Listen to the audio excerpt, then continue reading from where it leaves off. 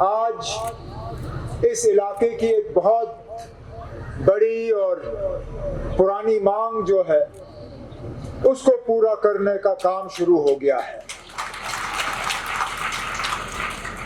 अक्सर बेशतर जम्मू कश्मीर के बाहर अगर लोगों से बात की जाए तो उनको लगता है कि कश्मीर में टूरिज्म के अलावा कुछ नहीं है। उनसे बात करें तो उनको लगता है हमारी पूरी इकोनॉमी जो है वो सिर्फ टूरिज्म है और टूरिज्म को छोड़ के जम्मू कश्मीर और खासकर कश्मीर के पास कुछ दिखाने के लिए है नहीं। जब मैं उनको समझाता हूं कि हमारी कमाई में टूरिज्म जहां पे है उससे कहीं गुना ज्यादा इंडस्ट्री और इंडस्ट्री से भी कहीं गुना ज्यादा बागवानी, ज़राअत, मेवा, डेयरी, फ्रूट, ये सब चीजें तो हैरान हो जाते हैं। और इसलिए आज इस प्रोग्राम की अहमियत को समझते हुए इस फ्रूट मंडी की इस इलाके में जरूरत को समझते हुए मैं आया। नहीं तो यहाँ पे अक्सर शिकायत ये रहती है कि टंगमर्ग गुलमर्ग असेंबली हलके को हम सिर्फ और सिर्फ टूरिज्म के नक्शे से देखते हैं।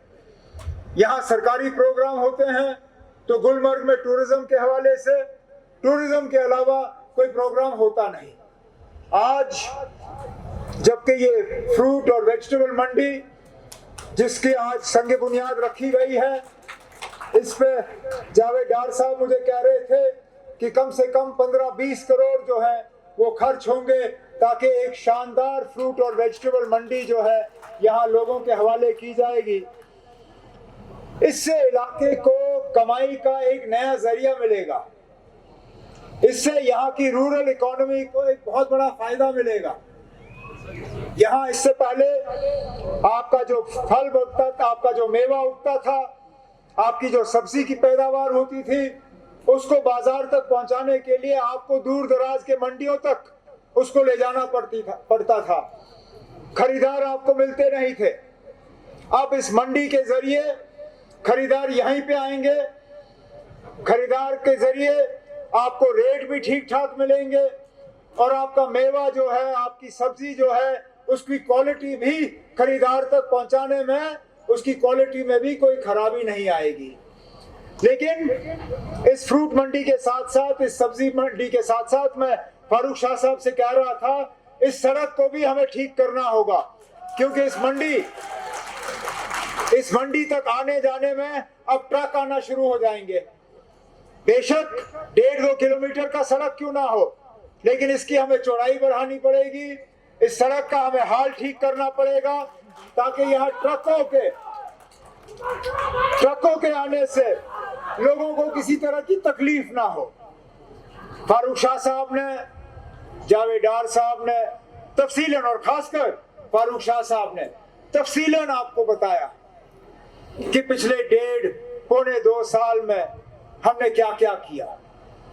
कोई डिपार्टमेंट नहीं है जिसके काम जमीनी सतह पे आप नजर आना शुरू नहीं हुए हैं। चाहे वो वाटर सप्लाई स्कीमें हो, जिसके लिए मैं यहाँ आया था और शाह साहब के साथ और उस वक्त जावेद राणा साहब के साथ हमने प्रोग्राम किए, चाहे वो हेल्थ इंफ्रास्ट्रक्चर हो उसकी बेहतरी के लिए, चाहे वो स्कूल और कॉलेजेस का इंफ्रास्ट्रक्चर हो उसकी बेहतरी के लिए, चाहे वो हमारी सड़कें हो उसके हवाले से, अब ये फ्रूट मंडी उसके हवाले से। टूरिज्म का काम तो चलता ही रहता है। जम्मू कश्मीर के टूरिज्म की अगर हम बात करें तो गुलमर्ग टंगमर्ग इलाके की बात किए बिना वो कहानी जो है आप किसी को सुना नहीं सकते हो। कहने का मतलब मेरा ये है कि वो लोग जो कहते हैं पिछले 2 साल कुछ नहीं हुआ, वो या तो आंख बंद करके चलते हैं या उनके सामने जो होता है उसको वो देखने के लिए तैयार नहीं। अब हकीकत ये भी है कि रातों रात जो है हर मसले का हल नहीं होगा। विरासत में जो हमें मसले मिले उनके हल रातों रात नहीं होंगे, लेकिन ऐसा भी नहीं है कि आपके नुमाइंदे जो हैं कोई काम नहीं कर रहे। कोई दिन ऐसा नहीं है जहां मेरे ऑनरेबल एमएलए जो यहाँ बैठे हैं, चाहे उनका इलाका संग्रामा हो, चाहे पटन हो, चाहे बारामूला हो, चाहे बीरू हो, चाहे उड़ी हो, एक दिन ऐसा नहीं है जबकि ऑनरेबल एमएलए किसी ना किसी प्रोजेक्ट के जरिए, किसी ना किसी काम के जरिए, किसी ना किसी लोगों के डिमांड के जरिए अपने इलाके में घूम फिर ना रहे हों। लेकिन हिज़्ब इख्तिलाफ का काम है मुखालफत करना, और हमें उससे कोई एतराज नहीं है। उनका काम है जगह पे जाना, आंखें बंद करना और कहना कुछ नहीं हो रहा है, ठीक है, करें। लेकिन जो उनके अपने कारनामे हैं, उनके अपने कारनामे उनको याद नहीं रहते, उनके अपने दौर में क्या होता है वो भूल जाते हैं। अरे जनाब, जिन लोगों को यहाँ नुमाइंदगी करते हुए 12-12, 16-16, 18-18 साल हो गए, उनसे मैं पूछता हूँ, अरे जनाब, आपको अगर मौका मिला था, आपने यहाँ फ्रूट की मंडी क्यों नहीं बनाई? आपके पास भी हुकूमत थी, आपकी गाड़ी पे भी 2 झंडे लगे हुए थे, आपका भी सेक्रेटेरिएट में दफ्तर था, आपको भी लोगों ने मौका दिया। ये जमीन वहीं पे थी, ये जमीन हमने अक्वायर नहीं की, इस जमीन पे किसी का नाजायज कब्जा नहीं था, हमने इस जमीन पे किसी का कब्जा जो है वो हटवाया नहीं, जमीन यही थी, इस जमीन का इस्तेमाल हुआ नहीं। अब अगर फारूक शाह साहब आते हैं, फारूक शाह साहब जावेद डार साहब के साथ बैठ के उनको तैयार करते हैं ना कि टंगमर्ग में मुझे एक फ्रूट मंडी दे दो, और फ्रूट मंडी का आज संगे बुनियाद लगता है, तो कसूर फारूक शाह साहब का है या कसूर उनका है जिन्होंने नुमाइंदगी करते वक्त यहाँ कोई काम नहीं किया? हमने बिजली की कीमत बढ़ाई, सर प्लीज, मैं मानता हूँ हमने कोई खुशी में नहीं मनाई, मजबूरन हमें ये काम करना पड़ा। लेकिन जब हम देखते हैं कि हमने कितना किया और जब इनकी हुकूमत थी इन्होंने क्या किया, जमीन आसमान का फर्क। बिजली के रेट जो है 4 साल के बाद बढ़े। इन 4 सालों में मुल्क भर में जो महंगाई बढ़ी है, अगर आप देखें मुल्क में महंगाई जो है लगभग 19 या 20% बढ़ी है। जब इन लोगों की हुकूमत थी, जब इनको बिजली के रेट बढ़ाने थे, 4 साल पहले बढ़े 15% बढ़े।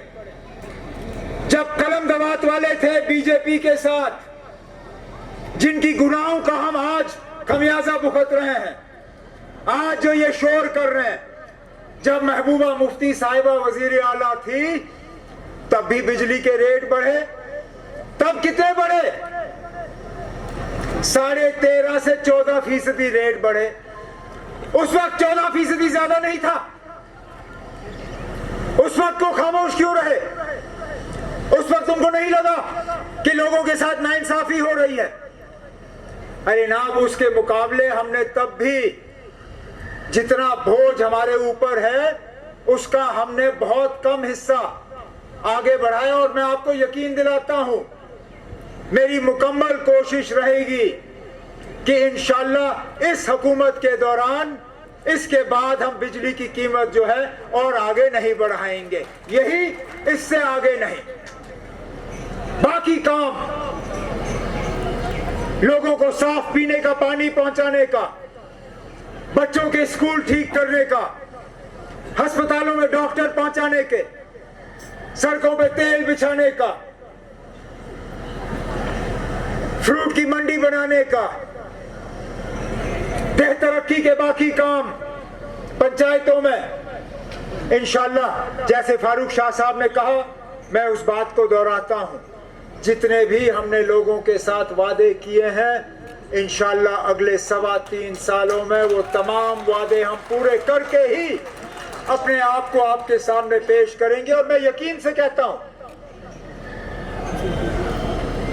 जब 3.5 साल के बाद तमाम असेंबली हलकों के तरफ आप लोग नजर डाल के देखोगे, आप पाओगे कि पूरे 90 के 90 कॉन्स्टिट्यूएंसियों में सबसे ज्यादा तरक्की अगर कुछ कॉन्स्टिट्यूएंसी ने की है उनमें से अगर एक कॉन्स्टिट्यूंसी गिनी जाएगी वो ये गुलमर्ग टंगमर्ग की कॉन्स्टिट्यूंसी होगी, जिसके लिए न सिर्फ काम शुरू हुआ है बल्कि काम जो है उस पर तेजी से आगे बढ़ रहा है।